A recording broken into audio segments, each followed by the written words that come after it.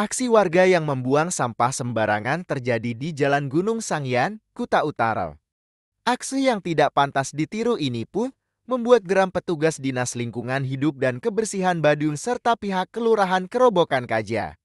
Padahal di lokasi tersebut telah terpasang spanduk larangan membuang sampah dan tersedia CCTV. Namun aksi pembuang sampah sembarangan malah dilakukan di sebelah spanduk yang terpasang.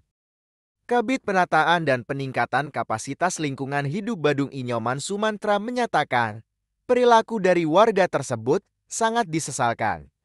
Padahal sudah ada spanduk larangan membuang sampah. Ia juga mengakui beberapa kali memang sempat terpergok warga membuang sampah. Namun pihaknya masih memberikan toleransi berupa pembinaan. Hanya saja jika kembali berlanjut, Sumantera mengakui pihaknya akan memberikan sanksi lebih keras sesuai aturan. Seperti yang tertuliskan Perda 7 tahun 2013 tentang pengelolaan sampah, berisi barang siapa membuang sampah tidak pada tempatnya, dapat dikenakan sanksi pidana kurungan paling lama 3 bulan atau denda paling banyak 50 juta rupiah.